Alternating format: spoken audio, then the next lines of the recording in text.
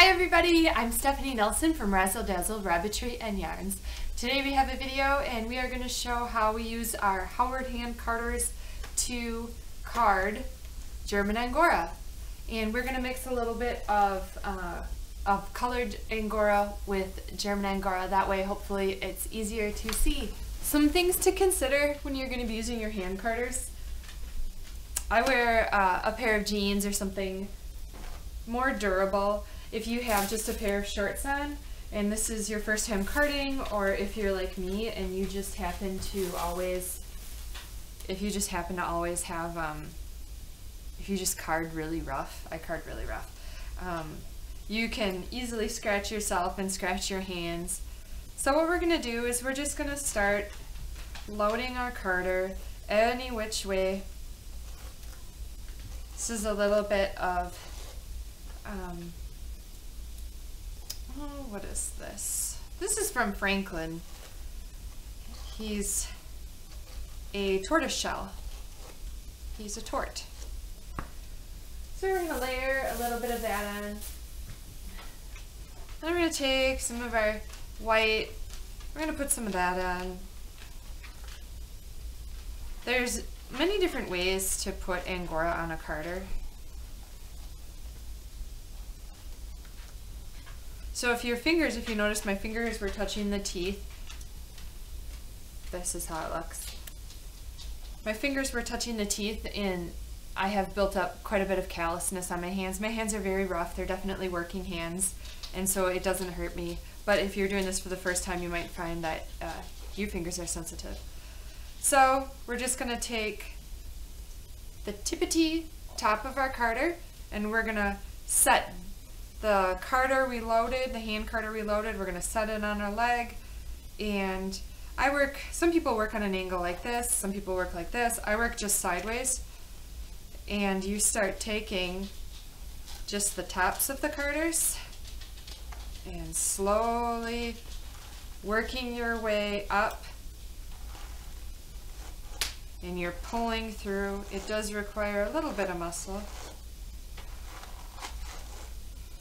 Don't be surprised if some of the angora is left on the bottom carder. That's fine. You're going to switch carders, have them switch hands. And you're going to repeat the process. Start at the bottom.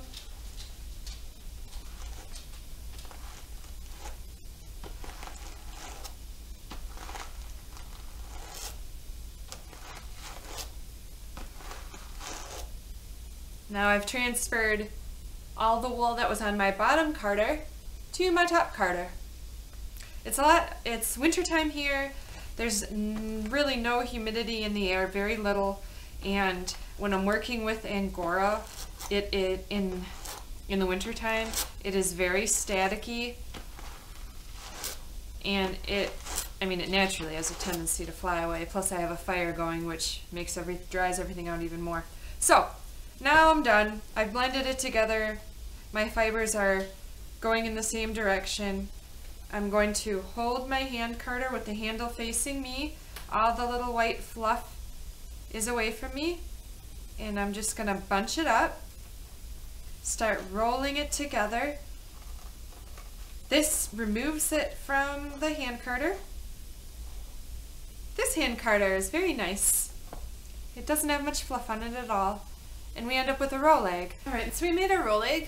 Now, let's use our hand carder. We carded our fluff, and let's make a puni. Basically, a puni is just a more compact rolag. So, we are going to take, I just took 2 pencils, I can't find my dowels. We're going to take a pencil. You can use anything, a chopstick, any sort of like cooking skewer. We're going to start rolling on to our pencil.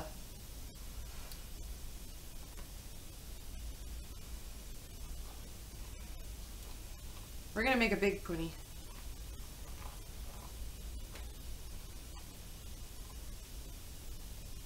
We've rolled it all onto our pencil. Now we're going to use our hand carder, and we are going to use the teeth of our hand carder to keep rolling our puni. Make it nice and tight on the pencil. This starts compacting all your fibers together.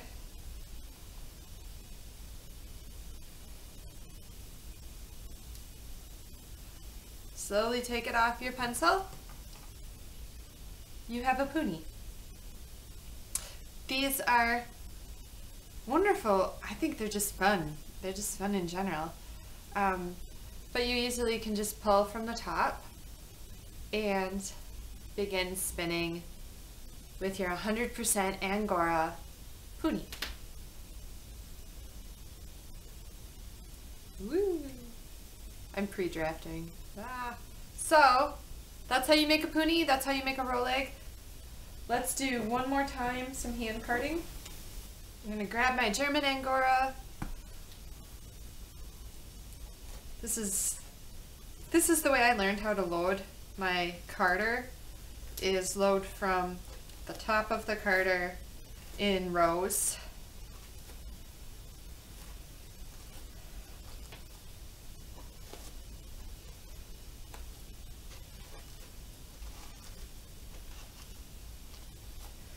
And as you can see from the first part of the video, I don't always do that. There's a lot of different ways to load your carders.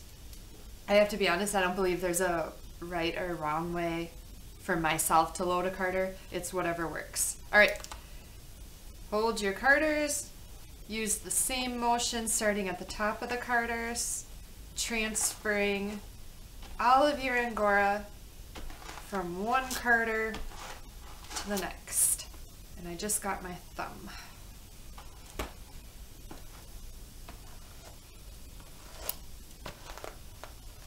Ugh. Angora is a fiber that doesn't necessarily have to even be carded. Time to take it off our carder. We'll show you one more time how to make the rolag. Rolling it up.